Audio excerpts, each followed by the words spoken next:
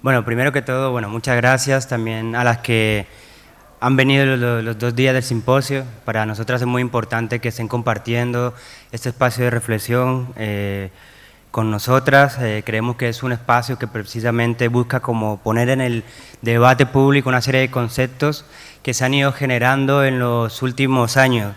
Y en ese sentido, cuando planteamos la propia idea, ¿no?, de la exposición, pero también de este simposio, veíamos que era fundamental dejar un espacio para el tejido cultural antirracista.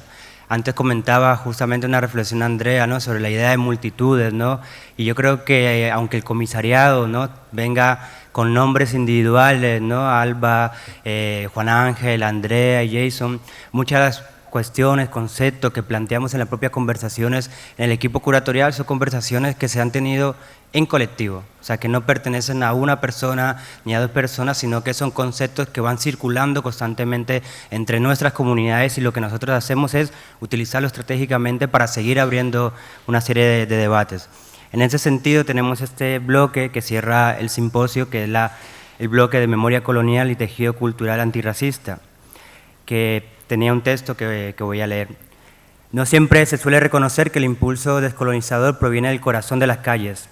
Cientos de miles de organizaciones se han movilizado alrededor del mundo para poner en cuestión el imaginario colonial que hay en el callejero, los monumentos y estatuas repartidas en diferentes rincones de nuestras ciudades. Los museos e instituciones culturales se han visto atravesadas por estos actos constituyentes, que exigen la redefinición de los espacios museísticos y de memoria, el desmantelamiento de las estructuras mentales y políticas que sostienen el colonialismo sociológico, y el compromiso de situar las estrategias comunitarias antirracistas como un ejercicio de reparación, de justicia, de saberes y de redistribución del poder político y económico. Para analizar el papel de estos procesos políticos comunitarios antirracistas en la generación de narrativas y prácticas decoloniales sobre el tipo de sociedad que hemos sido, la que somos y la que queremos ser, hemos invitado a participar en esta mesa a diferentes teóricas, activistas que están vinculadas a diferentes procesos comunitarios, principalmente radicados en España. Esto tiene una cuestión: muchos de los debates relacionados con antirracismo, decolonialidad, muchas veces las instituciones buscan puntos de fuga para no establecer un diálogo con lo que está pasando aquí, en este territorio. Constantemente se plantea, ¿no?, que lo decolonial o el antirracismo es un debate del mundo anglosajón. Sin embargo, desde hace varias décadas, varias organizaciones llevan poniendo sobre la mesa que aquí también hay un racismo, un colonialismo interno, hay un racismo estructural, y que hay que entender la forma en la cual se materializa en las vidas de nuestras propias comunidades. En ese sentido, hemos invitado a participar a diferentes activistas, entre ellas a la antropóloga y cofundadora del colectivo IU, Leticia Kimi Rojas, a la cual pido un aplauso muy fuerte por...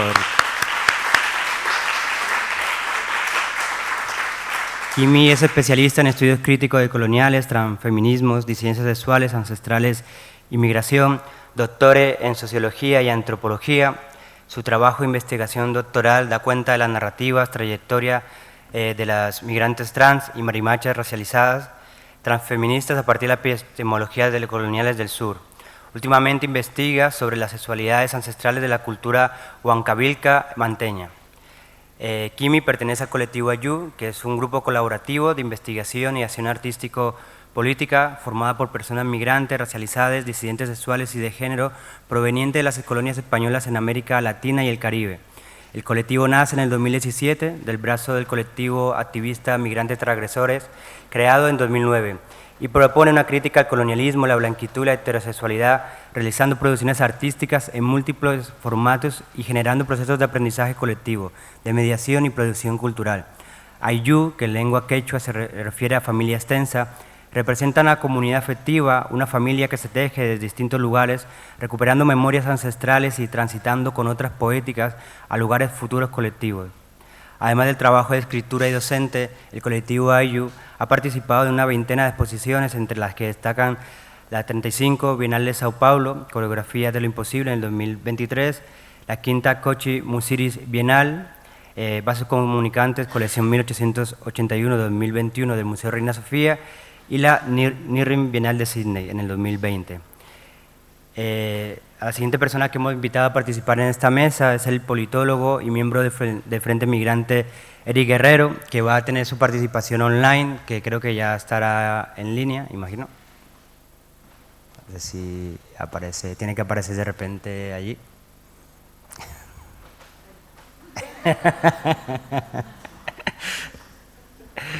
Y además Eric está haciendo un gran esfuerzo, está en México, que allí ahora mismo son las 4 de la mañana, si no me he ubicado mal. Eric Guerrero Márquez es mexicano-español, integrante de la coordinación del Frente Migrante de Madrid, es consultor en temas político-parlamentarios, migrantes y decoloniales en el Congreso de los Diputados de España, ha colaborado en incidencia política y colonialidad en el Centro Profesional Indígena de Asesoría, Defensa y Traducción en Osaka, México, y en el Consejo de los Pueblos y Barrios Originarios de la Ciudad de México. Es doctor en Política Pública por el Instituto Tecnológico y de Estudios Superiores de Monterrey, México, y actualmente cursa estudios de posgrado en la Facultad de Ciencia Política y Sociología de la Universidad Complutense de Madrid. La siguiente invitada es la teórica y activista afrofeminista Esther Mayoko Ortega. Esther, bueno, a la cual también, por favor, un aplauso muy grande.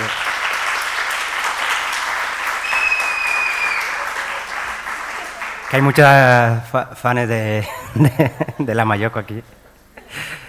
Esther Mayoko Ortega, es activista afrofeminista, antirracista y de la disidencia sexual, que en los últimos años viene activando pensamiento afrocentrado y afrofeminista desde Conciencia Afro y de la Casita Ediciones en Barcelona. En la actualidad forma parte del colectivo de investigación artística sobre pensamiento negro radical In the Wake y es docente universitaria en Tufts University y Middlebrook College. Sus intereses de investigación y activista se sitúan en las intersecciones de los estudios críticos de raza, género y sexualidad, el pensamiento negro radical y los estudios sociales de la ciencia. Entre sus publicaciones destaca su labor como coeditora de Cartografía del Cuerpo, Biopolíticas de la Ciencia y la Tecnología, de 2014, y Barbarismo Queer y otras esdrújulas, de 2017. Entre sus artículos cabe citar La negra siempre fuimos queer, y O Céspede y la colonialidad del archivo, Historia de negritud y fuga en la modernidad española peninsular. Últimamente ha prologado Contra el feminismo blanco de Rafia Zaccari y es coautora de Entonces, ¿qué acciones vas a emprender tú tras sumergirte en esta obra de Lorde? Epílogo a la primera edición en catalán del libro de Audre Lorde, Sister Outsider. También teníamos como invitado para esta mesa al filósofo y escritor José Luis Bellacañas, pero por cuestiones personales no va a poder participar. Así que nada, le mandamos un abrazo muy fuerte. Nos hubiese encantado que estuviese aquí, pero bueno, estamos las que estamos y hay una mesa muy potente que viene pensando todas las cuestiones, ¿no? que de alguna manera vamos a tratar sobre esta mesa. A los participantes le planteamos una serie de preguntas para poder activar de alguna manera la conversación, que fueron ¿qué importancia tiene para el tejido asociativo cultural antirracista y para la sociedad en su conjunto el debate de la descolonización de las instituciones culturales?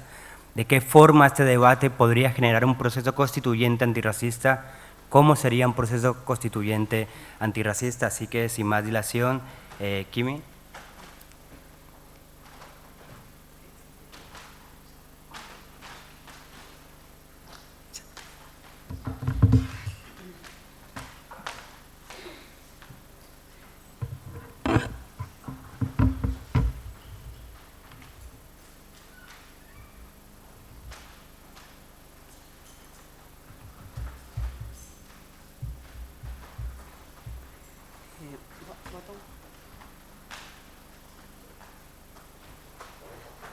Perdón, voy a tomar un poquito de agua porque estoy muy afónica y me cuesta hablar.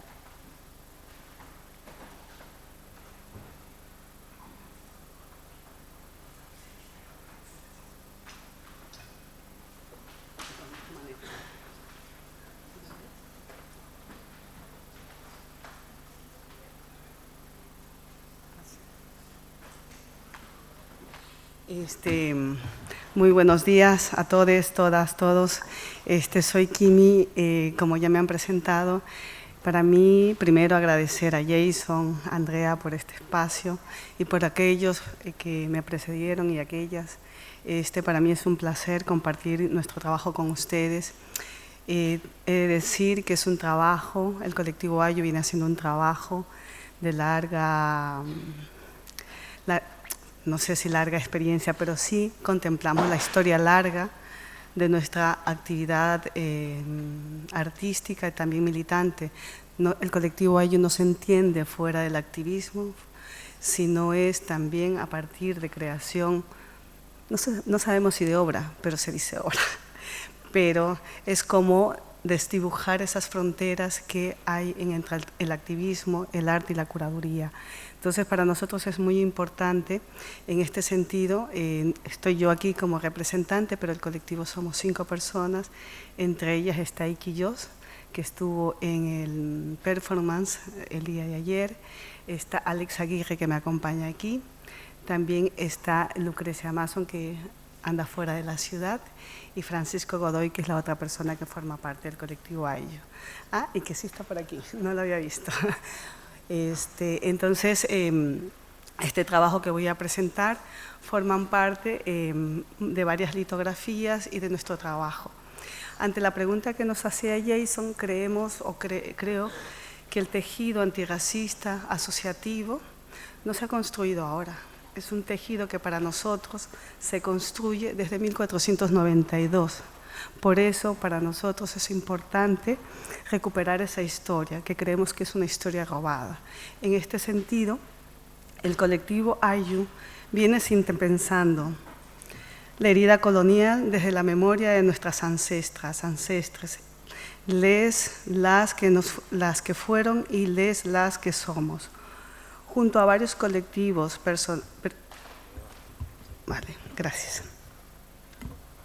junto a varios colectivos, pensadores, artistas, curadores y demás amigues y hermanes, construimos tejidos, ayus, quilombos y palenques en tierras del conquistador. El colectivo Ayu busca crear comunidades que apunten a la descolonización de las subjetividades. Nos acercamos a nuestras comunidades ancestrales para fortalecer nuestros espacios, recuperar saberes, placeres, fiestas, existencias, reexistencias, espiritualidades, cosmovisiones y lo que nos dé la gana. Hacemos una crítica a la narrativa del conquistador y del colonizador, ya que a este solo le interesa hablar de su pasado imperial. Nos interesa cuestionar la conquista, la colonialidad, como ya nos han presidido, el poder, del saber, de las epistemologías, y también la heterocolonialidad desde la perspectiva de las disidencias sexuales y de género. Con respecto a la conquista, hacemos una crítica a la modernidad occidental que creó la división racial del mundo. Por eso recordamos siempre el genocidio, el rapto, el robo, la ocupación, la visión de la violación de nuestras ancestras y entre otras atrocidades. Por ello afirmamos, no fue un descubrimiento, fue una masacre. Y de ahí viene este collage, esta litografía, que son parte de los cuadros de Teodoro de Brito del siglo XVII y que nosotros hemos intervenido. Esta es la ficción que hace Occidente sobre nuestros cuerpos racializados.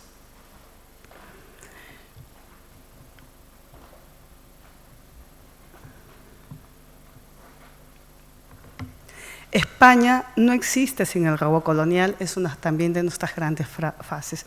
Aquí nos acompaña nuestra amiga Yota Bombasa, quien compartió con nosotras un trabajo de investigación cuando estuvimos en la residencia en Matadero, y ella intervino en este trabajo. La imposición del sistema colonial que ha sido creada a partir de la subordinación y de la inferiorización, es decir, la animalidad de los cuerpos otros racializados, muestran una larga historia del esclavismo negro y de la explotación indígena. Este espacio también aquí forma parte, aquí tenemos detrás de esta fotografía el monumento a Vázquez Núñez de Balboa, que está justo a la entrada del Museo de América. Entonces, para nosotros, esta acción política fue sumamente significativa. Cuerpos racializados que contestan a este museo, que para nosotros es doloroso entrar por ellas, como es doloroso también caminar por las calles de España con cada monumento que existe y que da cuenta de de la violencia del cual fueron, que sus conquistadores presentes dan cuenta de la violencia que hemos sufrido.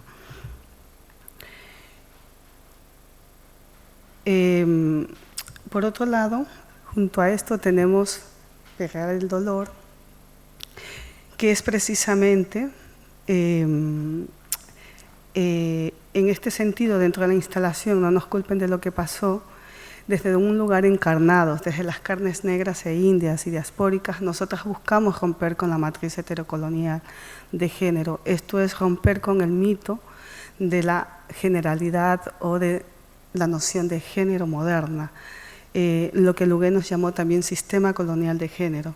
Por ellos nosotros perreamos, en resistencia precisamente a cómo hemos sido en el pasado las disidencias sexuales y de género aperreadas por los perros del conquistador. Entonces, para nosotros decir estas cosas explícitamente ha sido fundamental también como un proceso de cura y de sanación en este territorio, que es un territorio hostil, pero también es nuestro. Estamos aquí, también habitamos y vivimos en este territorio y eso también es otra parte de nuestras luchas. Vasco Núñez de Balboa echa a varios indios culpables del terrible pecado de la sodomía a los perros para que estos los laceren.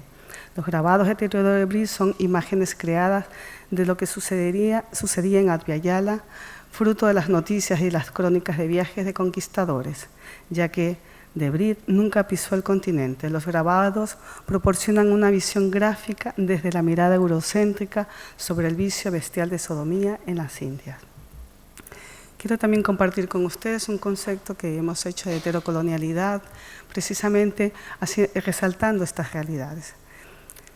La heterocolonialidad es un proyecto civilizatorio donde es moderno y heteronormativo, sistema necropolítico basado en la noción de sexo-género, delito de sodomía y en el pecado nefando. La heterosexualidad estudia la historiografía de la sodomía desde la contemporaneidad de los cuerpos racializados y disidentes sexuales y de género, es decir, las nociones de raza, género y colonialidad del ser cobran vital importancia en la actualidad. La empresa de la extirpación de la sodomía, tal como ocurrió con la extirpación de las idolatrías, fija un engranaje institucional a través de mecanismos jurídicos y médicos, socioculturales, precedidos por la filosofía y la teología hebreo-cristiana. En Abya-Yala, la historiografía da cuenta de la quema, el aperramiento y de otras muchas atrocidades realizadas por la modernidad que el Imperio Español impuso en sus colonias y que continúa reproduciendo allá y acá.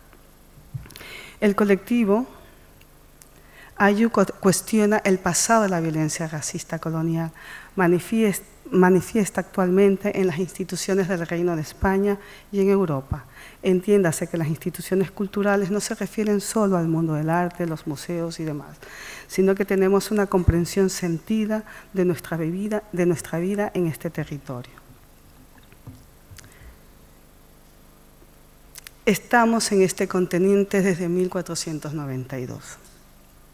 Según Van Demsen, perdóneme el inglés, soy fatal, entre 1493 y 1580, 650.000 indígenas de América fueron llevados a España como esclavos y sirvientes.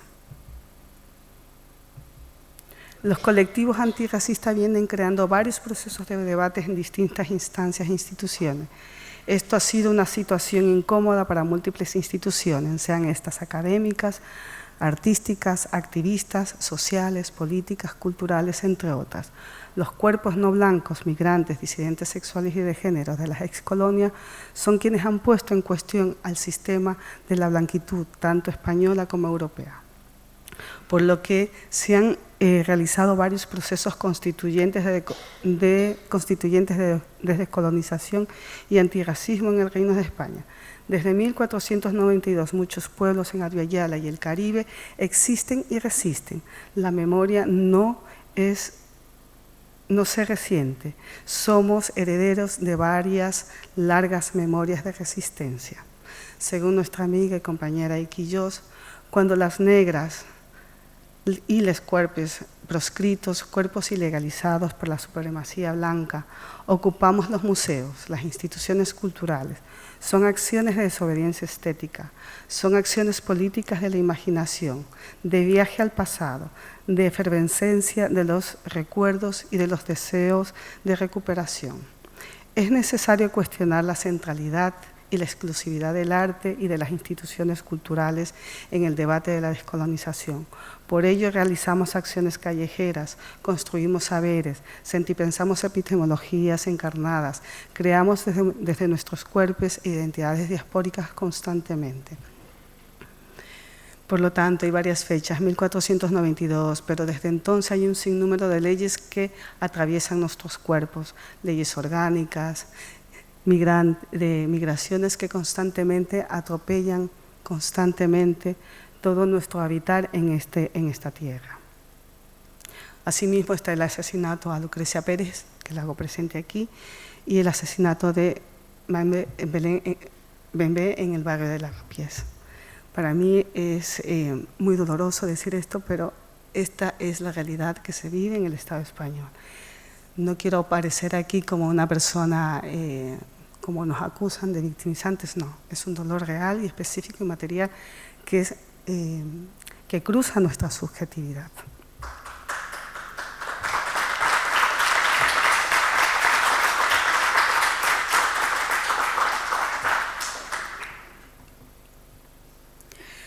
En esta otra parte también quiero exponer qué es lo que hemos ido haciendo a través de las exposiciones. Tenemos esta exposición en Matadero, que fue a partir de una investigación de cosmovisiones perversas y acciones anticoloniales. La exposición de Devolvamos el Oro para nosotros fue muy significante porque pudimos plantear y mantener dentro de esta exposición varias tensiones que veníamos recibiendo, viviendo a lo largo de muchos años en todo nuestro proceso de estudios doctorales, de estudios de maestría, de gente que estaba accionando desde las calles. Entonces, esta primera exposición fue para nosotros sumamente reveladora, importante, y la cual, al estar en Matadero, a partir de la residencia artística vivida ahí, y por cierto, recuerdo también a Manuela Villa, que no está presente, pero que también hizo posible que todas estas realidades puedan generarse. La exposición de Devuélvanos el Oro activó a través de diferentes dispositivos las memorias de las cosmovisiones perversas y anticoloniales, enmarcadas por cuerpos racializados y disidentes sexuales que viven en el Estado español. El proyecto propuso como un ejercicio exploratorio que permita reescribir y resentir el pasado que se revitaliza en el presente. Se trata de un ejercicio de hacer vibrar nuestras memorias e intentar agrietar estructuras coloniales, repensando artesanalmente el cómo construyeron nuestras historias desde nuestros cuerpos y recorridos vitales subalternizados. Intentamos recuperar y revalorar nuestras memorias robadas, a la vez que reconstruir un tiempo otro que se desplace en un ir y volver, un transitar constante. Pusimos en práctica nuestros sentidos como tácticas de resistencia para recuperar el silencio, esos silencios que hablan, el susurro que está en medio camino entre el silencio y el habla. Nos introducimos entonces en el espacio de ruptura que no es ni la voz acallada ni el grito de la autoridad blanca. Enchaquirado protegido. Este de aquí también es una propuesta nuestra que está dentro de la exposición No nos culpen de lo que nos pasó en Nirín en el 2020.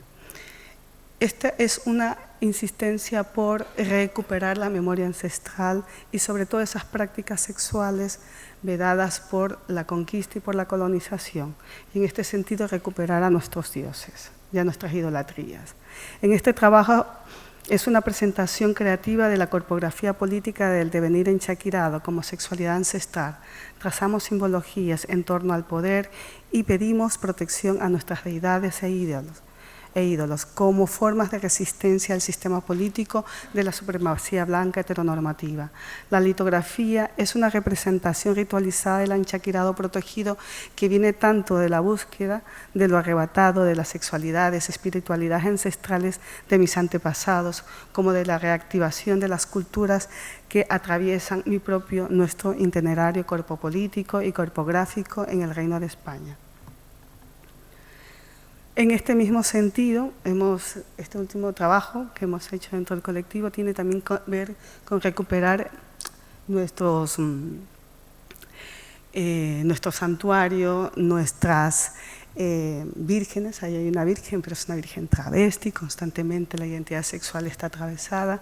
Ahí tenemos un quipos donde intentamos fechar varias muertes, pero también varios aciertos, varios acontecimientos, tanto desde la voz, pero también desde el secreto y desde los susurros.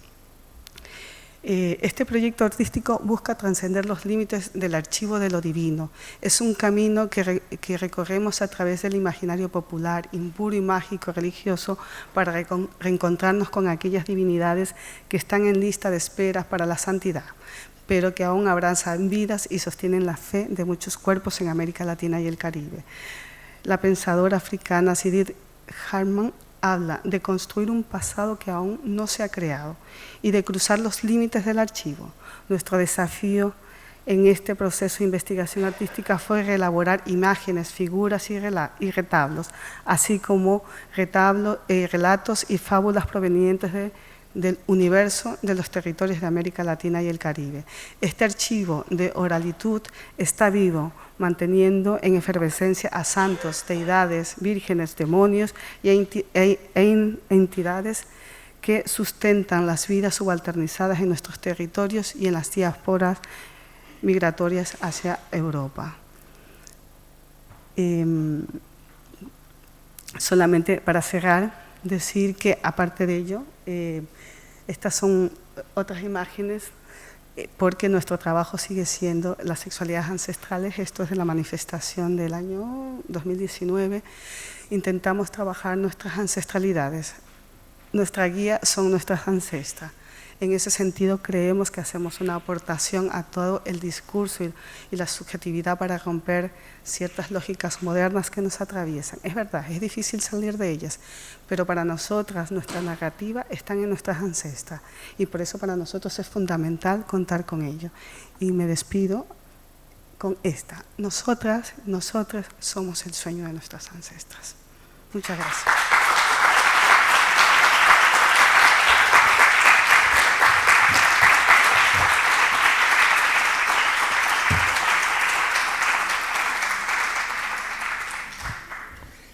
El siguiente en intervenir es Eric Guerrero. Solo dos cuestiones antes de dar la palabra a Eric.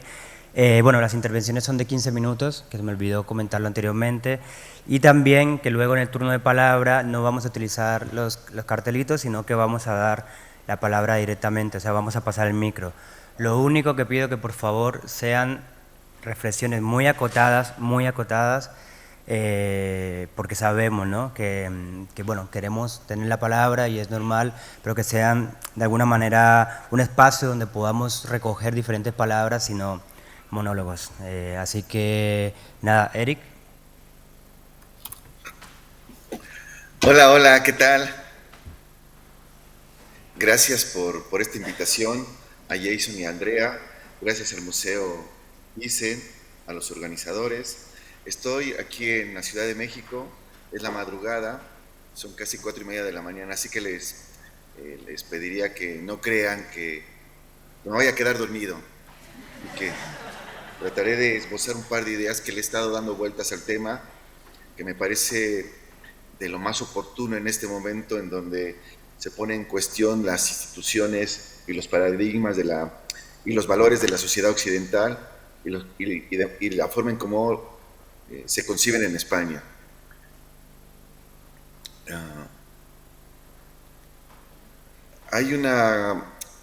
Quiero hacer un par de cosas. Primero, decirles que siento que hay una mística que está atravesando esta conexión. Y entonces voy a poner un cacho de una canción de Bob Marley que conecta mucho con lo que quiero decir.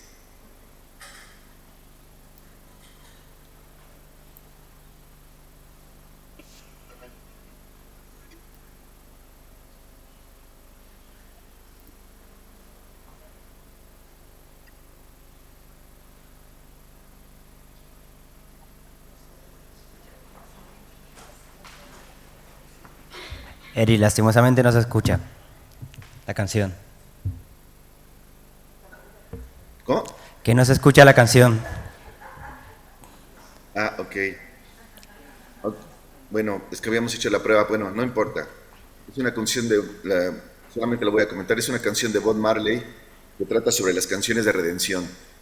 Yo no quiero hacer mi intervención en un tema que siempre nos convoca como si tuviéramos un dolor, como si a partir del dolor quisiéramos resignificar una enorme carga colonial, y más bien lo que quiero hacerlo es como a través de la redención, de tal manera como lo plantea Bob Marley, y es esta idea de poder superar la huella o la mentalidad que siempre constantemente nos está doliendo de ser unas subjetividades subalternas y de no ser capaces de la emancipación.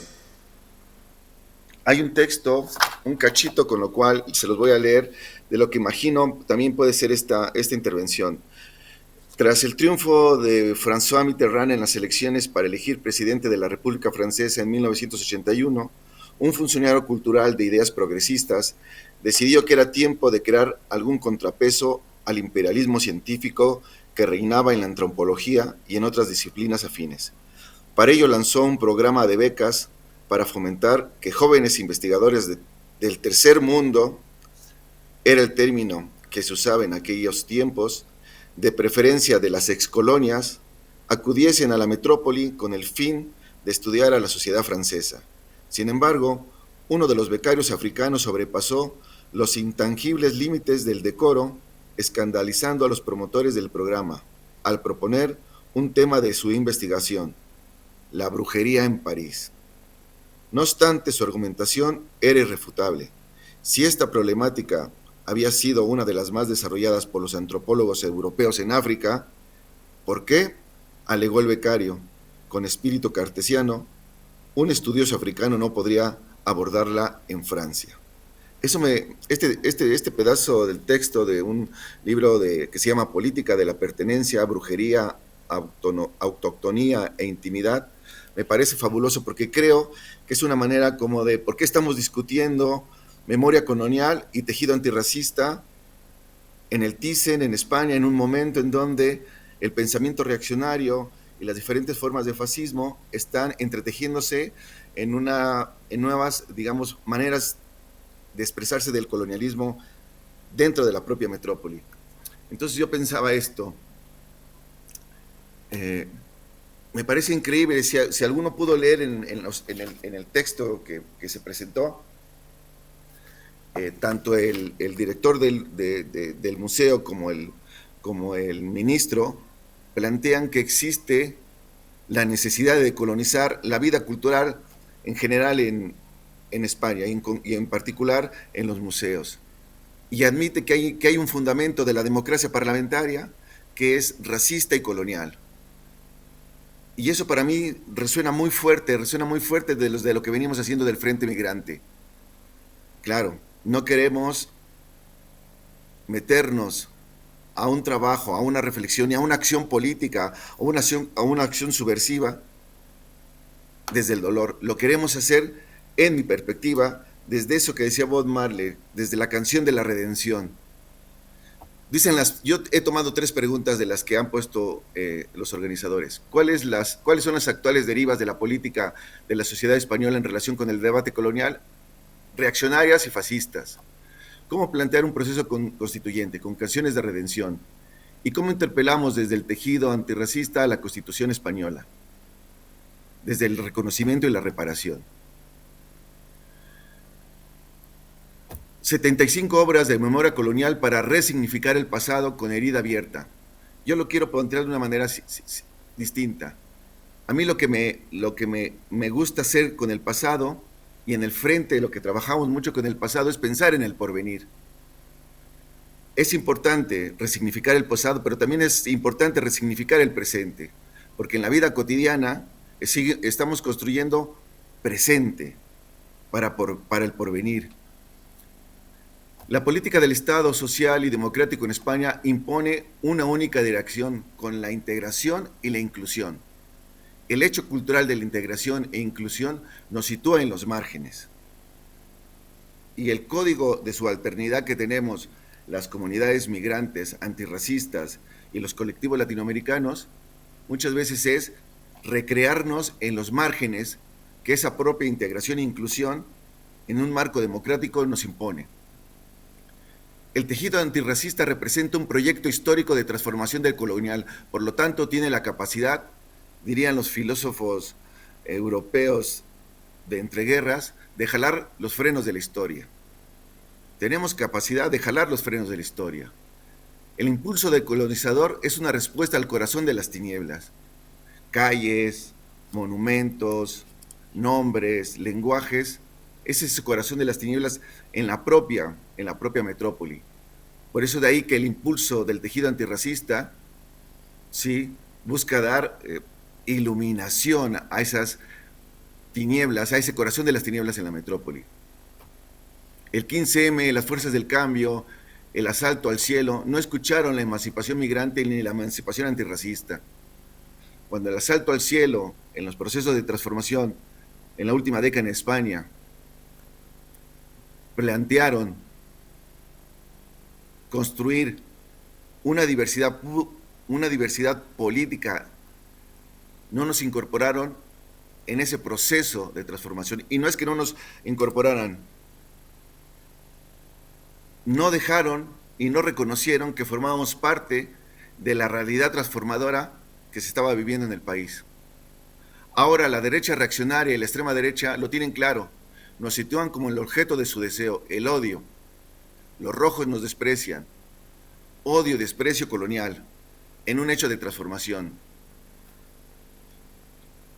Monarquía, parlamentarismo y antirracismo, me parece que es el sentido de época de la lucha. No es monarquía, parlamentarismo y luchas de izquierda, sino monarquía, parlamentarismo y antirracismo es la fórmula de sentido de época, lo que cambiará las condiciones actuales. Si las transformaciones democráticas vienen del tejido antirracista cultural, tenemos entonces ahí una capacidad destituyente. Estoy viviendo en este momento yo creo que un bello debate entre el gobierno mexicano que interpela a la monarquía al no ser invitado a la toma de posesión de la presidenta electa y la respuesta del gobierno español de ponerse del lado de la monarquía. Me parece súper fascinante porque somos capaces en los países del sur de interpelar y ser firmes, de no doblegarnos ante ese poderío colonial e imperial y monárquico.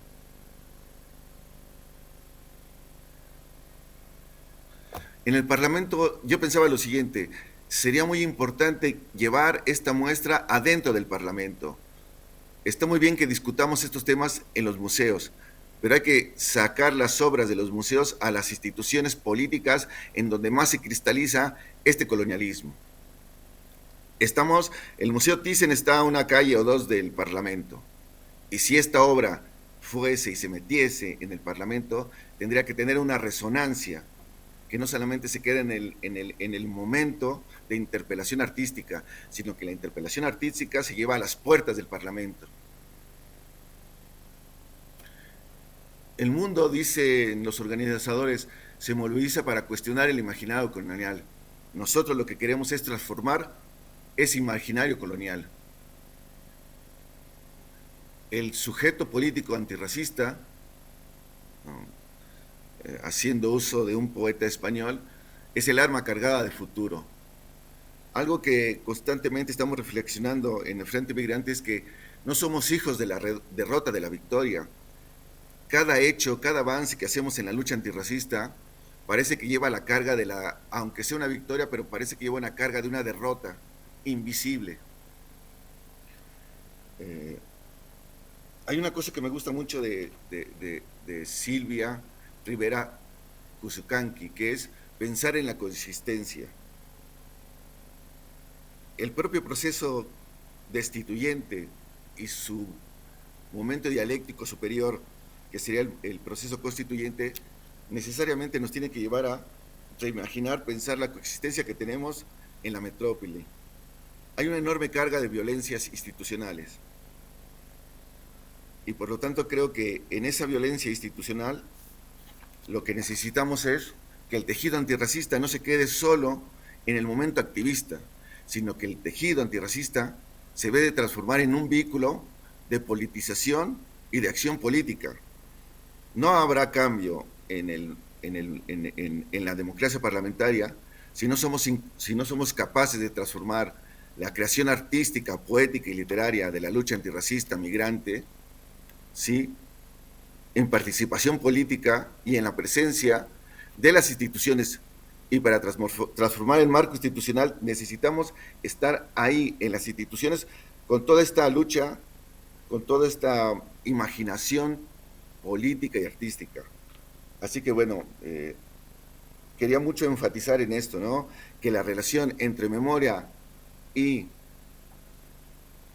tejido antirracista obedece a que el tejido antirracista, como les he comentado, implica un proyecto histórico de transformación, no un proyecto histórico para los márgenes, implica un proyecto de transformación de la propia constitución del Estado democrático y social en España. Y me parece que desde la parte artística, desde la irrupción en el propio museo, hay suficientes condiciones dialécticas para transformar con imaginación, sin violencia, con mucha carga subversiva, el marco estatal decolonial. Así que aquí dejo estas ideas.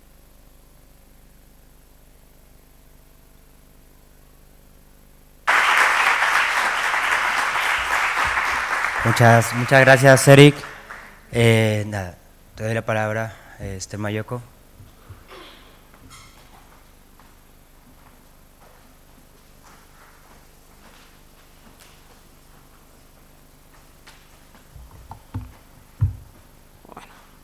Hola, buenas tardes a todas, a todes, a todos. Wow, me he quedado pillada con la última frase de Eric, con ese sin violencia, ¿no? Yo creo que igual debemos hablar al respecto de eso también ahora después, pero bueno. Bueno, en primer lugar, o en segundo lugar ya, porque claro, me he quedado pillada, entonces, quizá eso. En segundo lugar, bueno, daros las gracias a todas, a todes, a todos los que estáis aquí, al Museo Thyssen y muy especialmente a Andrea y a Jason, ¿no?, bueno, pues por haberme invitado a decir algunas palabras, ¿no?, en este auditorio. En el marco de esta expo que realmente es importante, ¿no? Y en esta mesa, la memoria colonial y el tejido cultural antirracista. Quería comenzar recordando algunas cosas, ¿no? El 1 de enero de 2023, cuando la mayoría de la gente estaba borracha, estaba drogada, estaba de resaca o estaba simplemente durmiendo, un grupo de activistas antirracistas insertó la réplica de la cabeza de Franco en la bayoneta de la estatua, el homenaje al legionario o a la legión, que se había inaugurado hacía un par de meses antes aquí, en la ciudad de Madrid. Fue una acción, ¿no?, pues con una cierta espectacularidad, ¿no? De hecho, bueno, era bastante real esa imagen de Franco, ¿no?, esa cabeza de Franco que daba bastante repeluco, la verdad. Lo siento por la traducción, no sé cómo se puede traducir repeluco. Bueno, como decía, ¿no?, una acción con cierta espectacularidad que denunciaba algo mucho más profundo, bastante más profundo, de lo que ha sido hasta ahora la comprensión de la memoria histórica que se ha venido trabajando en este Reino de España, ¿no? Se habla de memoria histórica, de memoria democrática, memoria democrática. Y desde lo institucional o desde lo más institucional, de repente, después de ese 1 de enero de 2023, de repente se empieza a hablar de memoria colonial, ¿no? En fin. Bueno, mi idea aquí es preguntarnos, ¿no? O seguir haciéndonos algunas preguntas con respecto a toda esta cuestión, ¿no? de la memoria histórica, la memoria democrática. Es que me da la risa, cada vez que digo lo de memoria democrática, a mí personalmente me hace gracia. O ya hablar de la memoria colonial desde la institucionalidad, desde lo institucional, ¿no? Quizá aquí no estamos, o sí, no lo sé, para hablar de eso, pero bueno, a mí aquí me habéis traído para hablar desde eso, ¿no? Desde alguien que, por lo visto, ¿no? forma parte de ese tejido cultural antirracista. Así que, bueno, pues desde ahí también voy a hablar o voy a intervenir, ¿no? Y traía aquí sobre todo preguntas, ¿no? Cómo encontrar resquicios, cómo encontrar huecos, cómo encontrar grietas, ¿no? Para que la radicalidad de nuestros discursos y de nuestras prácticas no se vean cooptadas por la institucionalidad colonial, por la institución blanca, en la que nos, recuerdo, continuamos habitando, ¿no?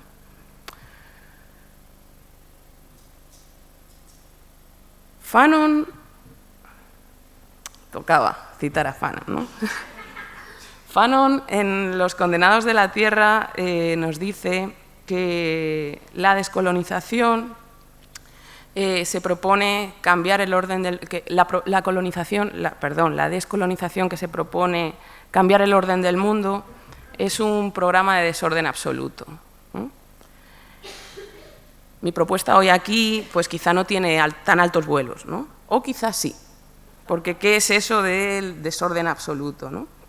¿Desde dónde nos situamos para hablar de estas cuestiones que tienen que ver con la descolonización de la memoria?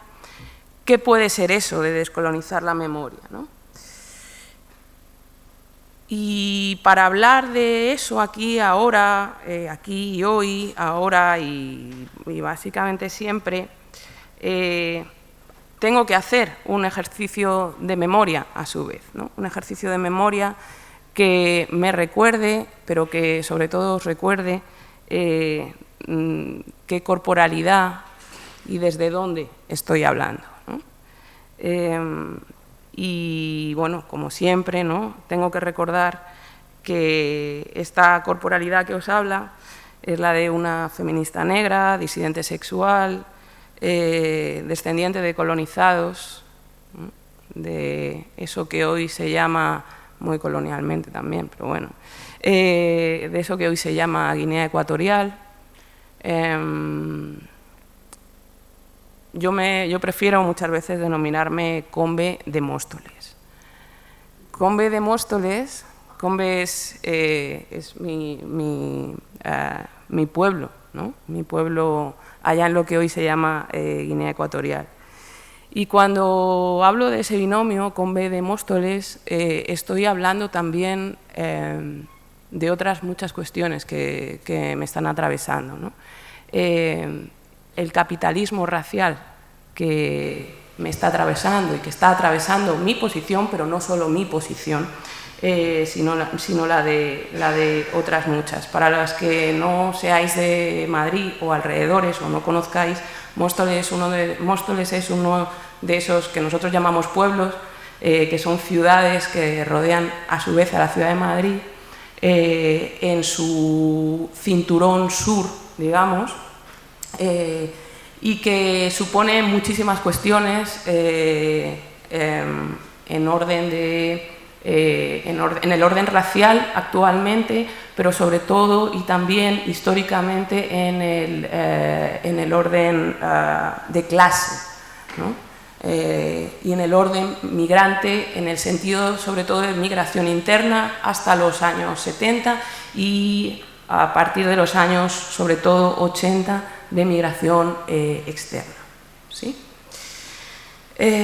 Así que Combe de Móstoles, que significa bastantes cosas. Mi madre no se puede creer que yo esté hoy aquí. Ella tampoco, o sea, no está aquí, pero esta mañana cuando me he despedido de ella me ha dicho, pero hija, de verdad, vas al Thyssen. Todavía se emociona, ¿no? Se emociona con estas cosas. Y yo lo entiendo, ¿no? O sea, entiendo precisamente desde qué posición ella se emociona, ¿no? Desde ser una mujer... ¿Perdón? ¿Qué onda? De repente me entra una llamada al iPad. 2 llamadas al iPad. No molesten.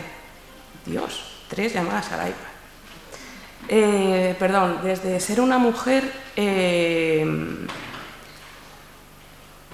blanca, española, andaluza, hija de represaliados de la Guerra Civil Española. Por eso tuvo que migrar a Madrid. De esas cosas tampoco solemos hablar de mucho, ¿no? Y que se estableció siendo madre soltera en los años 70, en la cabeza de Franco, que estaba insertada en una bayoneta, todavía estaba con su cuerpo cuando mi madre me tuvo a mí, como madre soltera con una pareja negra de Combe, de Guinea Ecuatorial, en los años 70, ¿no? Así que desde aquí también es un homenaje a las que están en los márgenes, ¿no? A los que nos encontramos, a las que nos encontramos en las encrucijadas de los márgenes.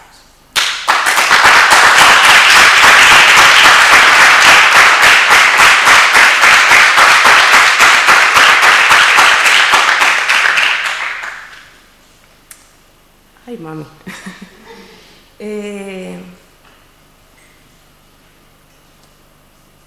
Andrea y Jason me preguntaron si podían poner unas frases en la exposición. Ya sé que estamos deshaciéndonos de la cuestión de la autoría también, y no voy a hablar de autoría. Esas frases que están ahí puestas y que también ayer reinterpretamos, ¿no? con In the Wake.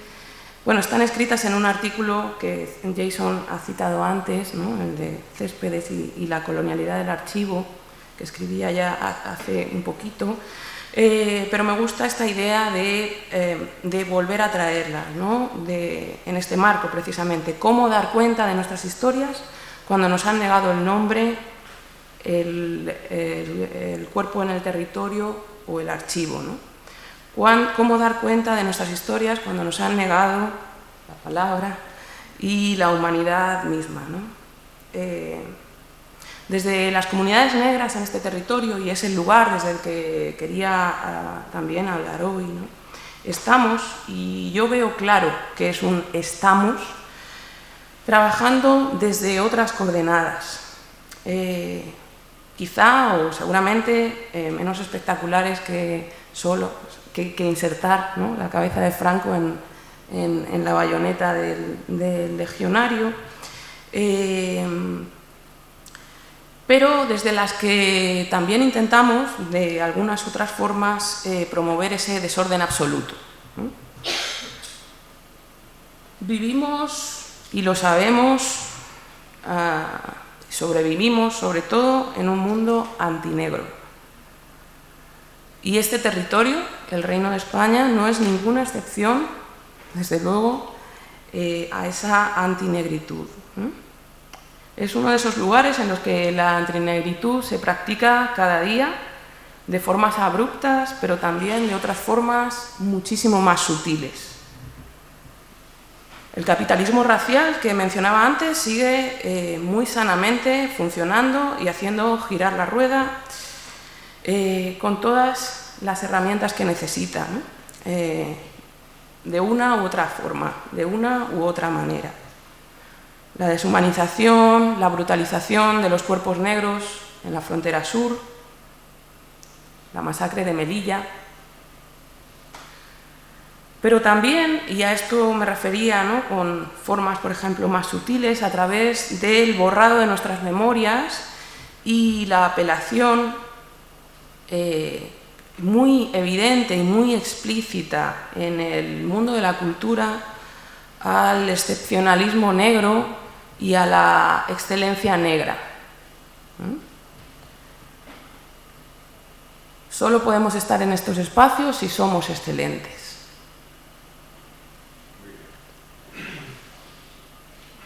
Pero ¿cómo resistimos? ¿Cómo nos resistimos a eso? Yo creo, sinceramente, que obviamente estamos sobreviviendo y estamos resistiendo, y nos estamos resistiendo a eso también. Y me gustaría ahora hablar de los esfuerzos colectivos que desde las comunidades negras y afrodiaspóricas en este territorio, estoy bien, gracias, se están realizando conjuntamente, colectivamente, precisamente para articular esa resistencia.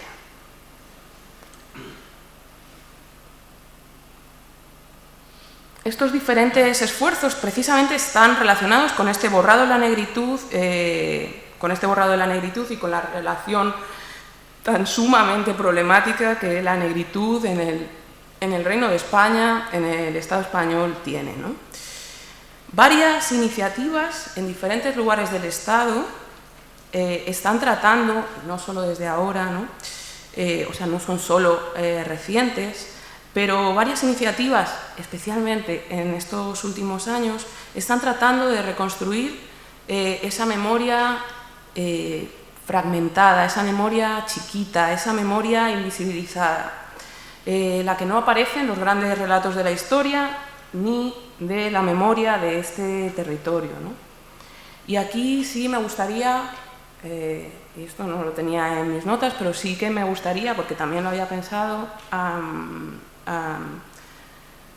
darle las gracias al colectivo Ayllu, porque en esta ciudad de Madrid y en instituciones culturales de esta ciudad de Madrid,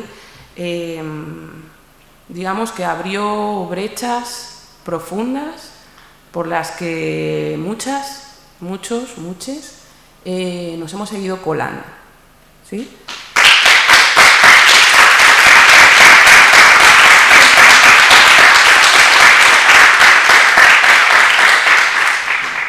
Bueno, como os decía, yo creo que se están haciendo muchos esfuerzos chiquitos, seguramente no muy espectaculares, a mí me parece que son espectaculares, pero son esas historias pequeñas, ¿no? Esas historias casi singulares, pero no de la singularidad, ¿no? Y siempre esas historias, ¿no?, que han sido profundamente fragmentadas, sacar historias a partir de un nombre o a partir de una imagen de la cual ni siquiera tenemos un nombre, ¿no? Cosas por el estilo. Y me gustaría pues hacer un poco de homenaje a la labor que se está haciendo, por ejemplo, desde el Laboratorio de Madrid Negro, antes solo Madrid Negro, ¿no?, ahora el Laboratorio de Madrid Negro. Me gusta Laboratorio de Madrid Negro porque es un proyecto colectivo, ¿m? Y me gusta que todos estos esfuerzos sean esfuerzos colectivos. Me parece que ahí radica una de nuestras fuerzas, en lo colectivo, en la colectividad, ¿no? O el caso de otras ciudades. Madrid no es el único lugar en el que esto se está realizando, ¿no?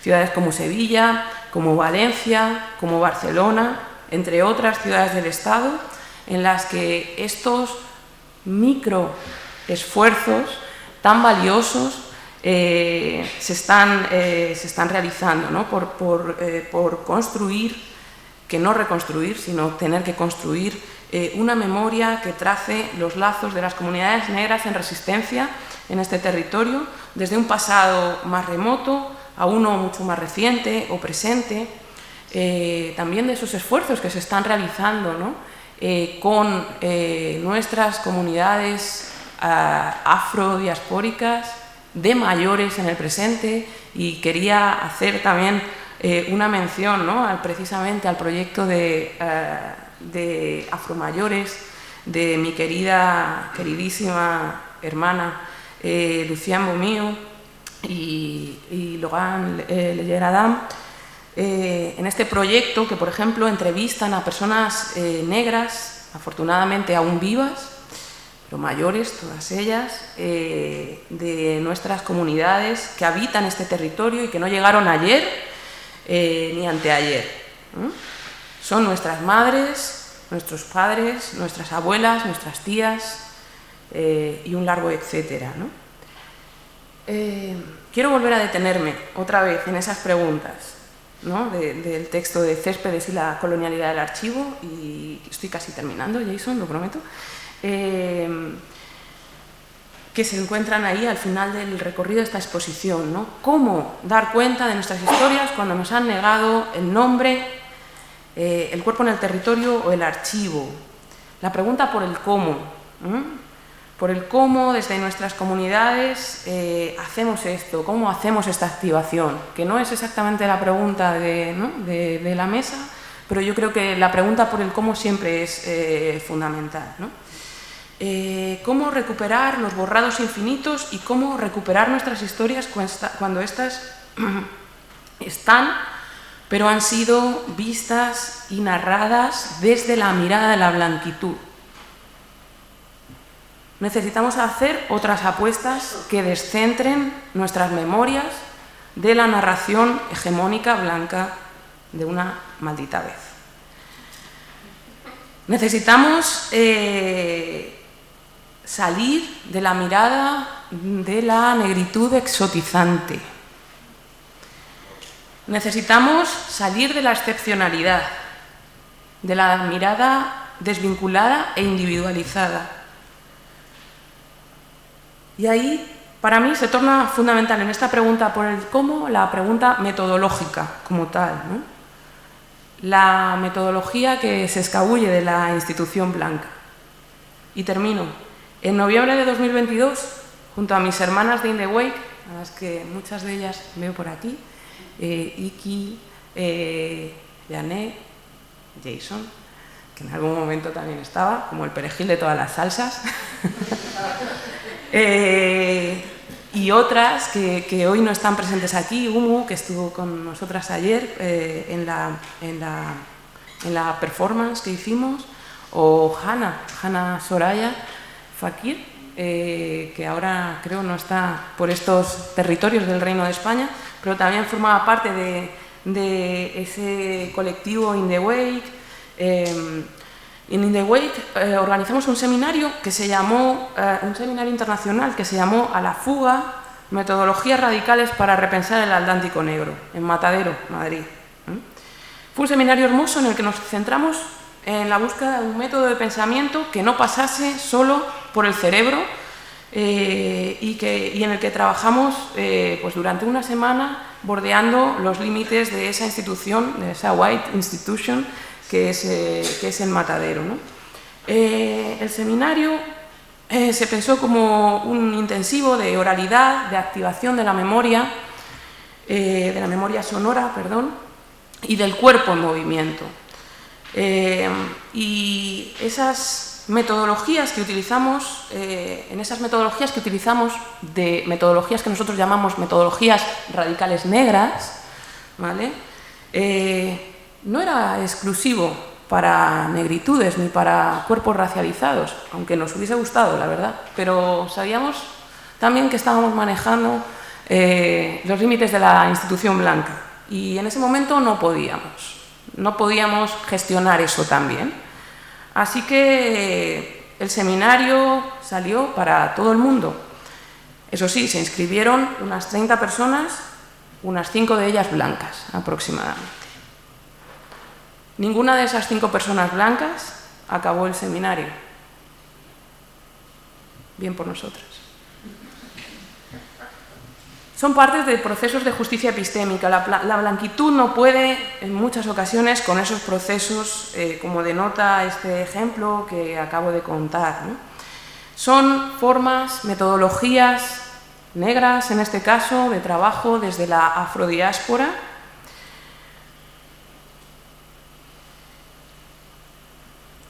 Nuestra tarea siempre ha de ser incomodar, denunciar, molestar, pero para mí sobre todo se trata de realizar esos ejercicios de imaginación radical que nos inspiran las teóricas, les teóriques, los teóricos negros, afrodiaspóricos, ejercicios que nos colocan en otro lugar y que nos dan la oportunidad de sanar colectivamente desde esas metodologías y epistemologías y prácticas negras, ¿sí?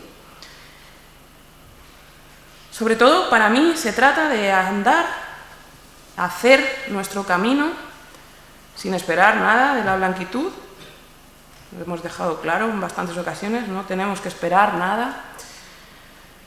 Caminar hacia adelante sin dejar de mirar atrás, sin ser conscientes de verdad de nuestro pasado, como lo hace Sankofa. Hasta ahí. Muchas gracias.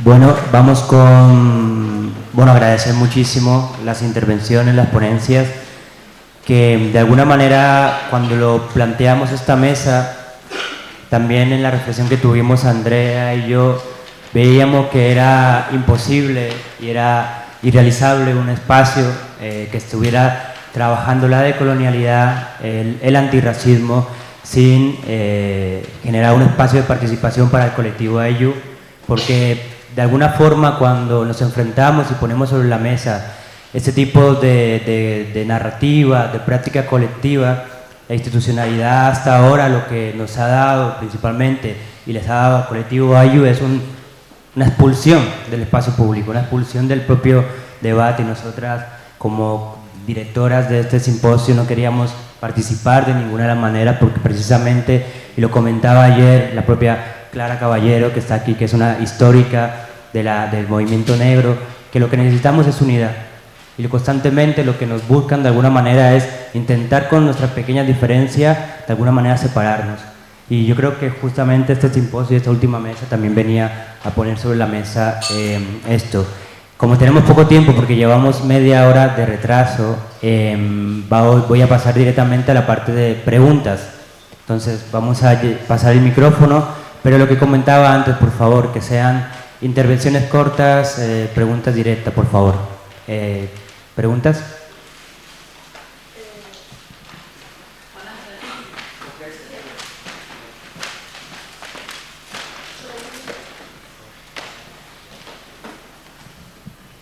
Hola, buenos días. Bueno, mi pregunta es para Eric. Le hice la pregunta por WhatsApp, somos amigos y vine por él, me invitó. Me quedé con una duda, ¿cómo incorporarnos a ese espacio político que él presenta como necesario, el Congreso de los Diputados? ¿Cómo me incorporo? ¿Políticamente o como movimiento asociativo? ¿Cómo debería ser esa incorporación a ese espacio, no solo de colgar los cuadros en el Congreso, sino cómo nos incorporamos a ello?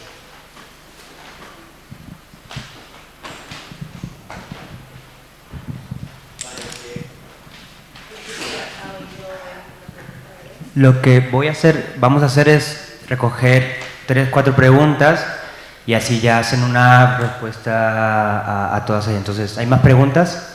Por allá atrás. Eric, ¿has escuchado la pregunta? Sí. Vale. Lo he escuchado.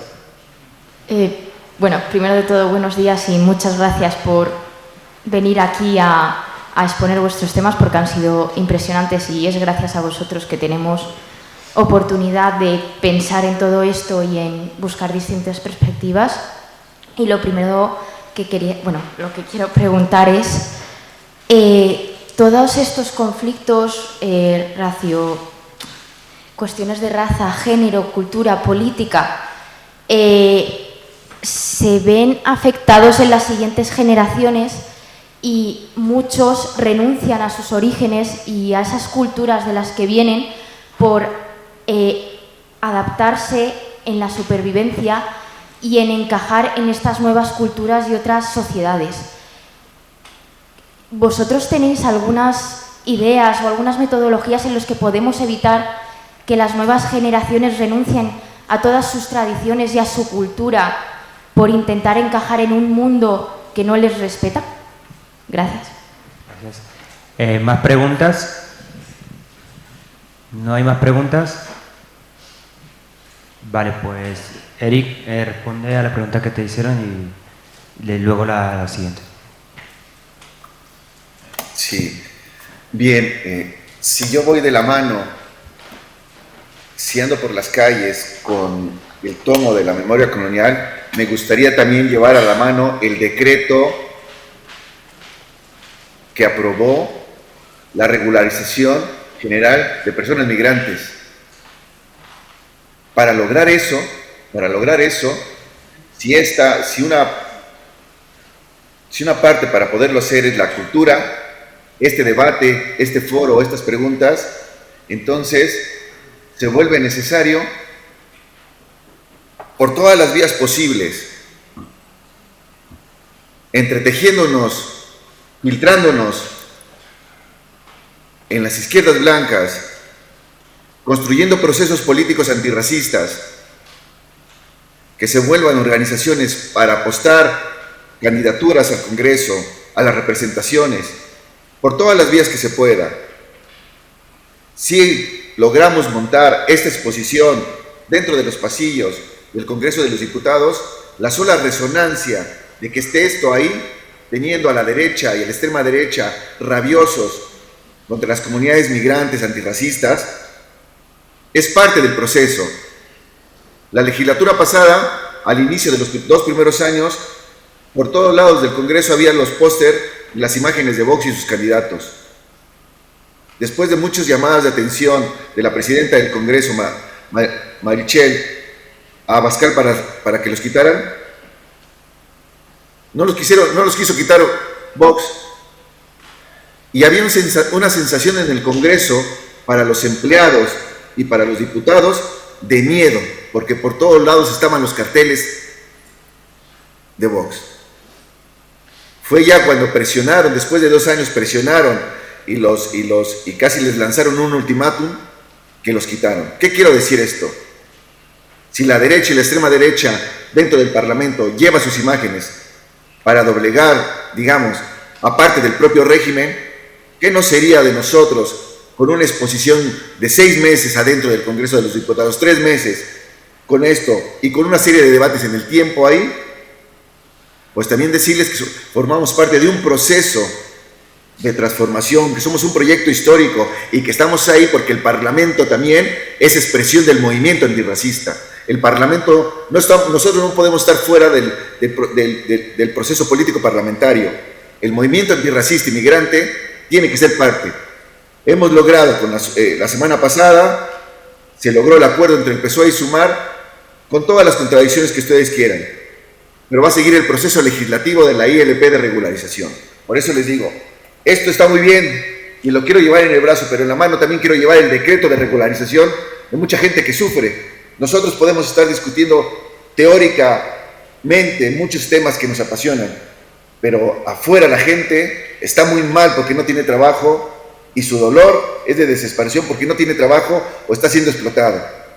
Pero si esto me ayuda, esta memoria colonial, este debate me ayuda a que yo pueda lograr que 600,000 personas se regularicen, tan solo como poner un ejemplo, es que la conexión la estamos teniendo. Y yo diría también que en esa parte me interesa muchísimo tenemos que construir cultura política. Hay una cosa como muy de moda a partir de que surgió el 15M y todas estas fuerzas, que es la batalla cultural. ¿Cómo damos nosotros la batalla cultural? ¿De qué manera damos la batalla cultural? Por fuera de la batalla cultural se da en las instituciones y fuera de las instituciones y entre el puente entre las instituciones y el afuera. Pero hay algo que a mí sí yo quisiera dejar para terminar la respuesta es: hay que trabajar mucho contra el desperdicio de la experiencia. Mayoko y las demás compañeras de Barcelona llegaron al Parlamento, es una experiencia extraordinaria.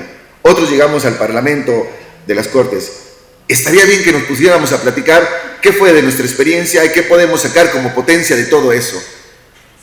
El desperdicio de la experiencia, es decir, ni nos platicamos cómo nos fue, aunque fueran agendas distintas, grupos parlamentarios distintos, cómo nos colamos en esas fuerzas políticas, pero eso lo deberíamos devolver un gran registro. Hablamos de registro, hablamos de memoria, pues hagamos una gran memoria del paso, de ese primer paso que hemos dado para estar en las instituciones, porque solamente estando adentro las podemos entender y comprender y después construir los recursos para poderlas transformar o empujar procesos de transformación o destituyentes.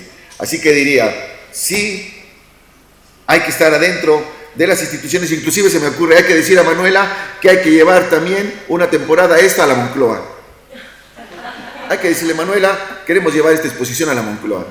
Estando ahí, o sea, si lo queremos hacer con un objetivo de transformación y ser subversivos. Si Vox instala durante 2 años y crea un clima de miedo dentro del Congreso de los Diputados con sus imágenes, nosotros vamos a crear un clima de transformación, de igualdad política, de reconocimiento, y la pelea se tiene que dar en todos los espacios. Eso es lo que contestaría a la pregunta.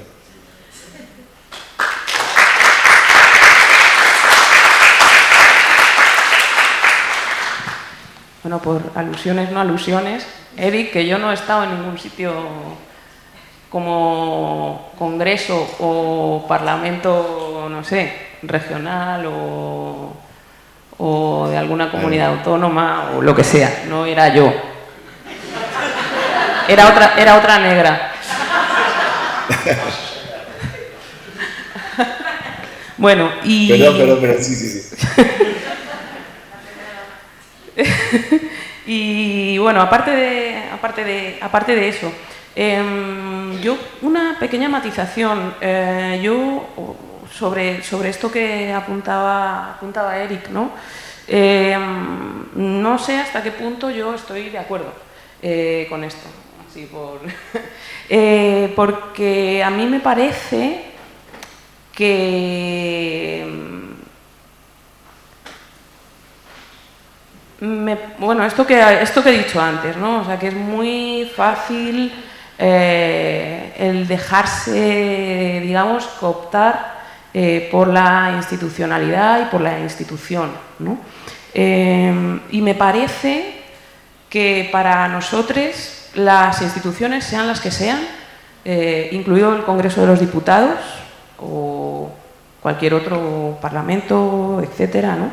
Cualquier otro lugar de representación, ¿no? como este, han de ser un medio, ¿no? Un medio, pero no puede ser un fin. Y en mi opinión nos hemos deslizado, y digo, como movimiento antirracista, en los últimos años nos hemos desviado muchísimo a pensar las instituciones como un fin, ¿no? Como el punto final del camino y no como el medio o el mecanismo de transformación. Sé que es una opinión seguramente impopular, pero bueno, para mí es un poco así, ¿no? Con eso, o sea, tampoco tenía mucho más que decir. Yo voy un poco también en tu línea. Creo muy poco en las instituciones, sobre todo para cuerpos racializados, y entre ellas está el Parlamento, sin duda alguna. Tampoco creo mucho en la política partidista, entonces está allí. Sí, creo que la gente o los colectivos o movimientos o personas que tengan la pulsión de estar allí me parece perfecto. Tenemos ahí a Didi, en Barcelona, en otras partes, que si esa es su agenda política, si va por allí, me parece excelente, pero no puede ser la única vía, ni como dijiste, ni es el fin. Entonces, que también la lucha está en la subjetividad para nosotros, en lo simbólico, que allí hay una potencia también importantísima. La institucionalidad se crea también a partir de las subjetividades, y si nosotros generamos otro tipo de subjetividad simbólica, narrativa y demás, ese Parlamento podrá tener, o cualquier otra institución, otro tipo de narrativa. Es una construcción social. La norma se hace en función de quienes redactan ellas. ¿Es verdad? Sí, pero si hay un cambio de subjetividad en esos espacios, es posible. Aunque vayamos personas racializadas a esa ley sin ese cambio de subjetividad, no. O sea, entonces para mí lo profundo, o una de las tantas cosas, porque tampoco la subjetividad es la panacea, tampoco lo creo, pero desde mi postura, el localizar, posesional, diaspórica, creo que pasa por ahí. Y pasarán otras más, porque este es un tipo de cuerpo y un tipo de subjetividad que vive ciertas realidades que otros no viven, y otros crearán a partir de su subjetividad, y ahí es donde creo que está el posible tejido cultural del cual nos ilusionamos en que pueda ser, que tenga sintonía, que podamos, pero a veces tampoco las tenemos, y eso también hay que asumir dentro de los procesos políticos. Entonces, no hay una respuesta, pueden haber muchos cómo, como nos planteabas la pregunta, Mayoko, muchos cómo, y esos muchos cómo creo que hay que repensárselos desde nuestras comunidades y desde nuestros espacios e intervenciones institucionales que también hacemos muchos de nosotros, ¿no? Entonces, va por ahí.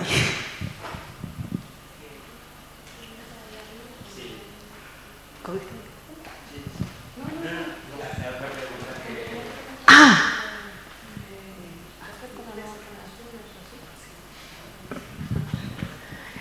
Por ahí arriba habéis preguntado, ¿no? Sobre más o menos he apuntado, ¿no? Como qué hacer con las nuevas generaciones. Decías que olvidan su cultura, su tradición, ¿no? Para encajar, para integrarse, ¿no? Con esta idea de integración. Yo es que creo que el trabajo no es con las nuevas generaciones. O sea, el problema no son las nuevas generaciones. El problema es el marco. El problema es el marco de racismo estructural que niega referentes, que desvaloriza los haceres, los logros, cualquier cosa que tenga que ver con esas culturas otras, e incluso con lo que llevamos haciendo aquí también, bueno, desde largo tiempo, ¿no? Sin ser esas culturas otras, ¿no? Entonces, o sea, para mí, o sea, es un error incidir en cómo hacemos para que estas nuevas generaciones no hagan esto, lo otro, ¿no? O no dejen de hacer algunas cuestiones, o olviden sus tradiciones y demás. ¿Qué podemos hacer precisamente para que eso sea un valor importante y no solo en la transmisión de esa cultura, de esos valores, etcétera, a través de la propia tradición familiar, que es el único ámbito en el que eso queda en muchísimas de las ocasiones, ¿no? Cuando no se da valor desde ningún otro lugar. Te hablo, por ejemplo, por experiencia también. Yo soy una de esas personas, hijas de... bueno, somos uno de esos sujetos poscoloniales, si quieres, ¿no? Nacida en este territorio, pero como ya he dicho, hija, ¿no? de la migración interna y de la migración no tan interna de esa otra, ¿no? de ese territorio colonial español, a día de hoy llamado Guinea Ecuatorial. Y la colonialidad tiene mucho que ver en que, por ejemplo, yo haya perdido mi lengua ancestral. Yo no hablo combe, por ejemplo, ¿no? y solo después de un esfuerzo grande he podido, bueno, digo 3 palabras en combe, ¿vale? Que no voy a repetir aquí por si hay algún otro combe, sea o no sea de Móstoles. Otros aspectos, ¿no?, de esa cultura de origen, pero uno de ellos muy importante, ¿no?, importantísimo, como es la lengua, que no me ha sido transmitido precisamente porque hay un corte y una adhesión, ¿no?, a ser ese sujeto colonizado, ¿no?, que consideraba que hablar combe no era algo que me fuese a servir para nada en la vida, por ejemplo, ¿no? Pero eso es parte de una colonialidad del ser y una colonialidad del saber, ¿no?, que de alguna forma es lo que también aquí se está perpetuando, ¿no? Cuando me preguntas, o cuando nos preguntas, ¿no?, sobre eso, ¿no?, sobre qué hacer con las nuevas generaciones. Igual el problema no está en las nuevas generaciones, sino en las anteriores y en el racismo estructural que permite o que afirma, ¿no?, toda una serie de valores culturales frente a los valores culturales, ¿no?, de esas que deberían tener esas nuevas generaciones, ¿no? Una cosita más. También hay que tomar en cuenta que esas nuevas generaciones no son vasos vacíos, que tienen procesos de resistencia desde niñez. O sea, a través de nuestro trabajo en talleres y demás, cuando las comunidades migras nos reunimos y racializadas, hay una historia, no es lo que pasa, es que no es una historia que contamos frente a los blancos, pero existe. Nuestros procesos de resistencia están frescos, vivos, somos cuerpos vivos, o sea, nuestra memoria está allí. No hay un vaciamiento. La mirada de la blanquitud nos mira siempre desde esa noción de integrarse, los que no conocen la institucionalidad. O sea, no, somos sujetos activos constantemente y respondemos de distintas maneras. Entre ellos, gritos, rabia, silencios y un montón. Cada cuerpo, cada comunidad responde. Entonces no somos sujetos pasivos. Más bien yo la pregunta que me hago, ¿cómo la blanquitud remira su historia? ¿Qué es lo que está haciendo? No es un problema nuestro. Es la blanquitud la que se tiene que remirar toda su historia colonial y imperial.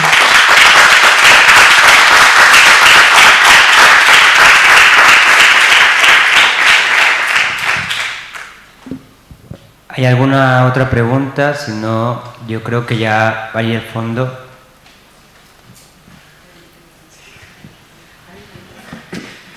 Hola, buenas. Quería conectar un poco esta pregunta de las nuevas generaciones con esta distinción que se planteó en las mesas en torno a las políticas de la no violencia o las políticas de la violencia.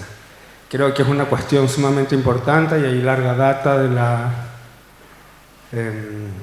la violencia, digamos, en su vertiente colonialista, evangelizadora, y también hay una memoria de la violencia de la resistencia.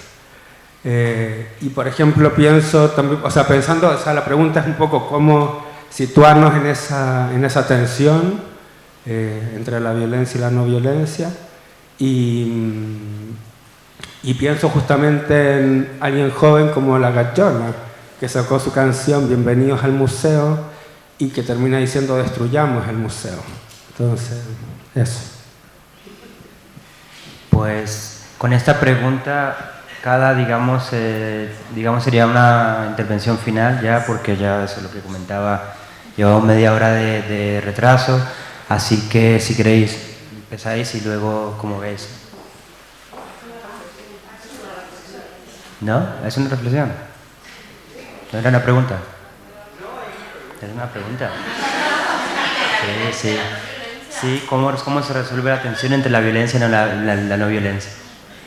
Entonces, si quiere que intervenga Eric y... Eric, ¿intervienes? Sí. Es una pregunta muy pertinente. Ayer Israel ha lanzado bombas al Líbano para atacar a uno de los líderes palestinos, ¿no? La cuestión es que en este momento la violencia con marca de genocidio, la brutalidad mediática de la violencia, las muertes de niños, las muertes de mujeres, las muertes de inocentes, a su vez conviven con la violencia simbólica, la violencia colonial, la violencia de las calles, la violencia de la extrema derecha, la violencia de la derecha reaccionaria, la violencia mediática. Hay una sensación, una percepción en la piel de que estamos en un momento, y uno se preguntaría, ¿no ha habido otros momentos iguales donde el signo de época es la violencia, en todas sus expresiones? ¿Cómo la codificamos de manera silenciosa o de manera más reflexionada? Pero está ahí la violencia. ¿Cómo actuar con violencias simbólicas cotidianas en la calle, en un trámite administrativo, en el autobús, en el metro, cuando vas caminando y la patrulla se te cierra, te baja y te avientan a la pared y te piden los documentos? Y llegas a tu casa y te das cuenta que hace 3 horas acaban de volver a bombardear una escuela en Gaza. O que hermanos que venían cruzando el Mediterráneo, se volcó la nave en donde venían y murieron todos. O sea, ¿qué hacemos con una furia desbocada de la violencia en todos los órdenes del momento? ¿Cómo organizamos la mente, el corazón ante eso? ¿Cómo se traduce por los diferentes segmentos que componen una tensión social entre lo étnico-racial y lo blanco?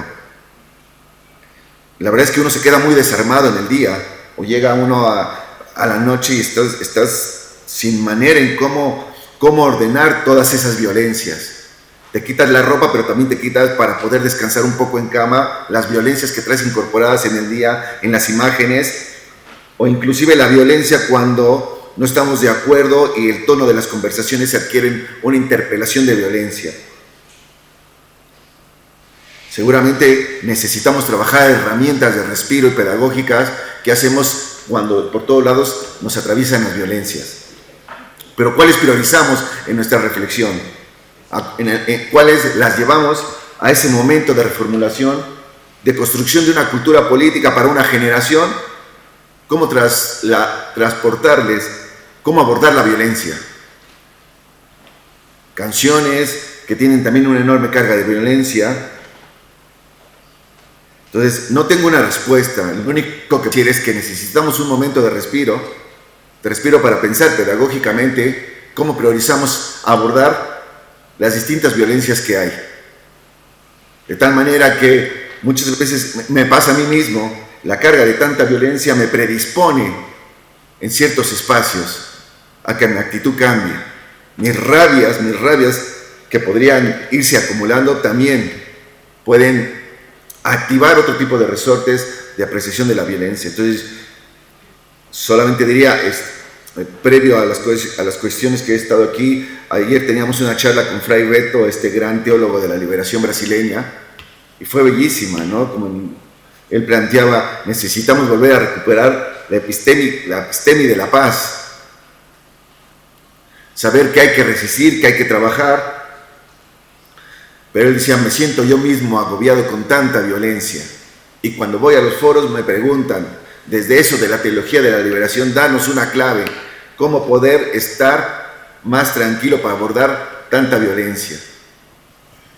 Entonces él simplemente sugirió, démonos la oportunidad del respiro y priorizar cuáles violencias podemos trabajar y no dejarnos desbordar por la sensación de que si no marcas algo como una violencia, es que no formas parte del signo del tiempo.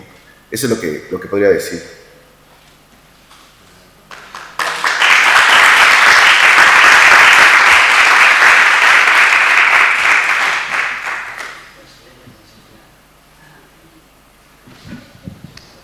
O sea, frente a lo que ha dicho, la violencia son los imperios. No tengo más que decir.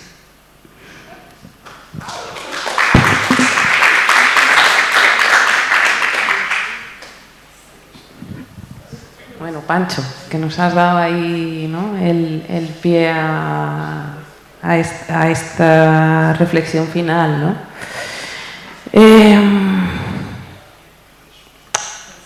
Yo también, ¿no?, antes durante el inicio de la presentación, ¿no?, porque me resonó mucho, ¿no?, esta parte final de lo que dijo Eric en su intervención, ¿no?, lo de una forma no violenta, ¿no?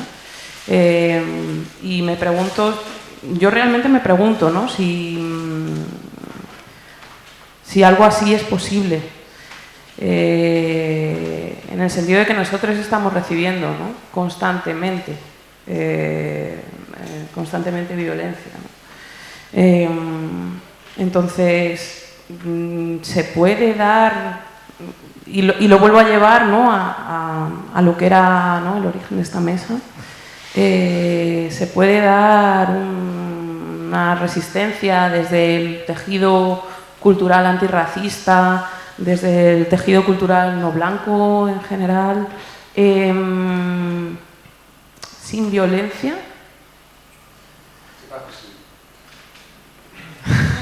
No lo sé, o sea, yo me lo planteo, ¿no? Porque las formas que nosotros recibimos son absolutamente violentas, ¿no?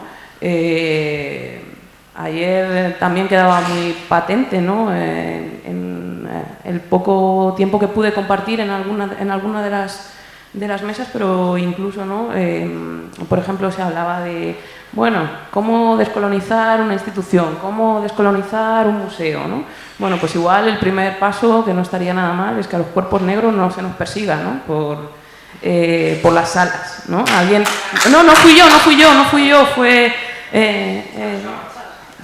sí, ¿no?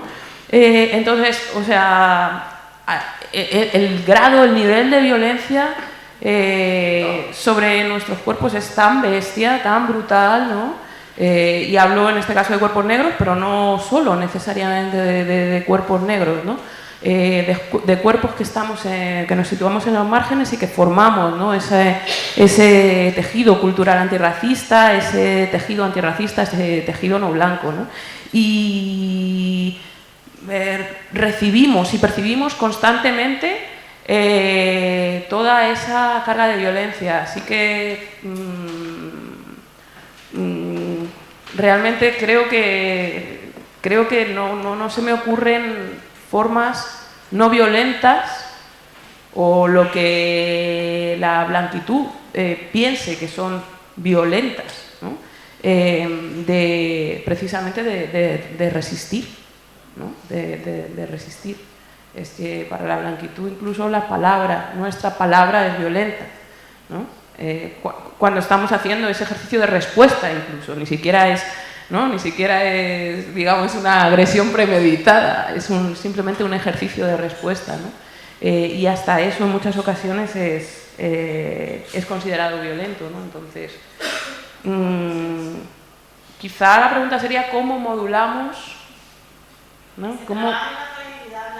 ¿Cómo modulamos esa violencia? Uy, la fragilidad blanca, madre mía. ¿Cómo modulamos entre nosotras, ¿no? Yo siempre insisto en el entre nosotras, esas formas, pero para mí no es posible pensar de una forma, digamos, o sea, que pueda haber un cambio de una forma no violenta. Eso para mí no. Pues nada, muchísimas gracias a todas, todos y todos por haber venido a este simposio. Este simposio nace de un esfuerzo de poder de alguna manera poner sobre la mesa una cuestión que lo ha tratado también Kimi, ¿no?, que es la idea de la generación o el reforzamiento de una subjetividad política que viene décadas trabajándose y que de alguna manera pone la conversación en otro lugar desde donde ha estado hasta ahora, ¿no? El hecho de estar aquí compartiendo estas conversaciones, viendo cómo la creación artística también forma parte de un ejercicio de resistencia, es algo muy importante para nosotras, porque también cuando hablamos de memoria colonial, estamos planteando leer esa memoria desde otros lugares, ¿no? Porque cuando se plantea la idea de la subjetividad política, siempre hay un teórico que lo trabaja, ahora mismo no recuerdo su nombre, pero planteaba que no hay identidad política o no hay subjetividad política sin identidad histórica. Y de alguna manera toda la creación artística, todos los procesos culturales antirracistas están generando esa identidad histórica para que estos procesos de integración sean mucho más difícil para las generaciones que vienen, ¿no? Que tengan su identidad política. Iba a recomendar un libro, pero luego no sé si sigue la persona por allí, pero hay un libro de una teórica de origen argelino en el contexto francés, que es Luisa Josfi, que se titula Seguir siendo bárbaro, que justamente trata esta cuestión en el contexto francés. Y nada, desde mi parte agradecer al Museo Thyssen, a su director artístico, a su director gerente y principalmente también a Juan Ángel López Manzanares, que ha estado ahí dando la batalla.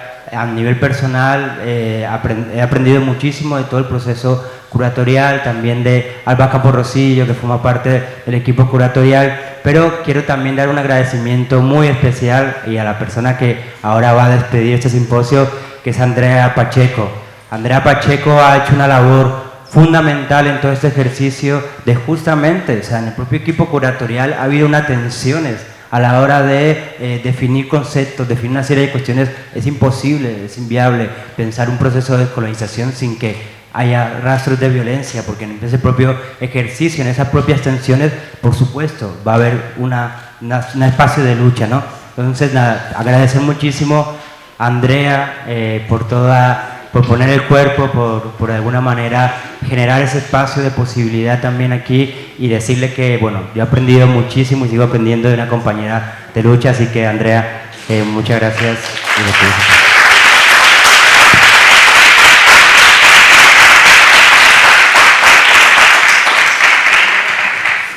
Nada, muy brevemente, bueno, agradecer a Eric por estar madrugando. Yo no sé si el pobre va a poder dormir ahora con todo esto en el cuerpo ya, pero muchas gracias, Eric. No sé si se ha desconectado. Gracias por haber estado con nosotras en esta última.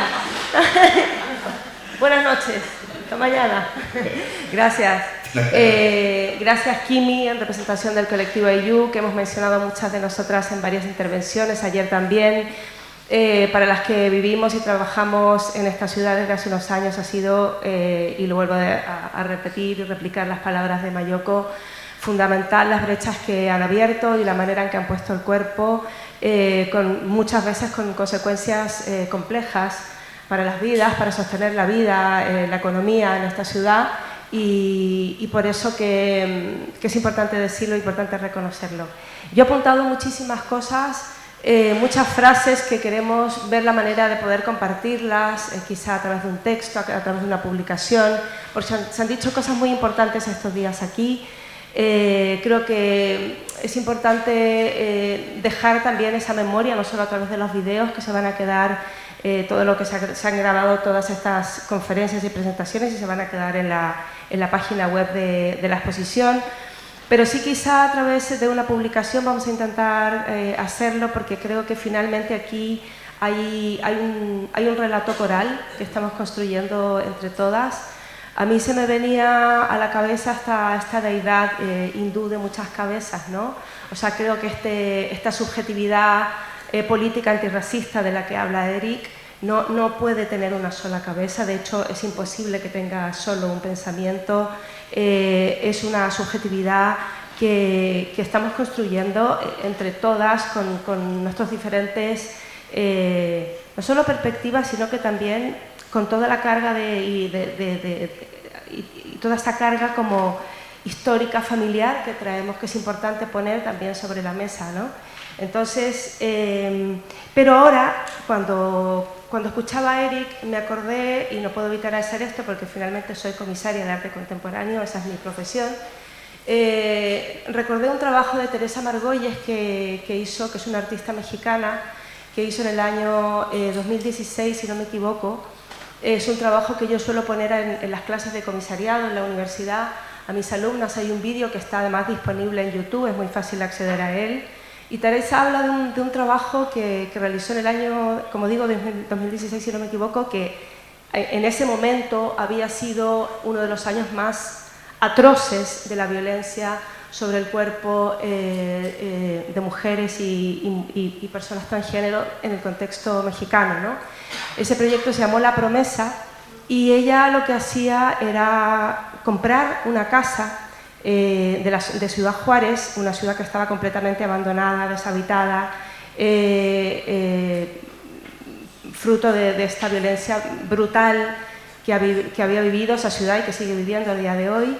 Ella compra una casa, en precio por supuesto tirado, se destruye esa casa completamente, se hace polvo, se hace añicos, se transforma a través de un proceso con arena en una masa. Esa masa se lleva al museo, en ese momento el MUAC de Ciudad de México, y luego vino a Madrid, porque esa pieza se presentó en el Cadocén en Móstoles. Hay gente que la vio, imagino. Y entonces cuando Teresa cuenta esta pieza, el proceso de trabajo de esa pieza, que obviamente tuvo, me imagino, unos procesos de negociación enormes con la institución, porque se trataba de comprar una casa, destruirla y armar una pieza que era una línea, como una especie de una pieza minimalista, una especie de barrera pequeña construida con esta arena, pero que la pieza no era realmente eso, sino que la pieza era la cantidad de personas que ella invitó a empezar a deshacer esa pieza de arena con las manos. Entonces lo que dijo Teresa es: yo no tengo una respuesta a la violencia que estamos viviendo hoy día en México. No hay una sola respuesta, no podemos. O sea, necesito conversar sobre esto con todas las personas que quieran participar de esta conversación.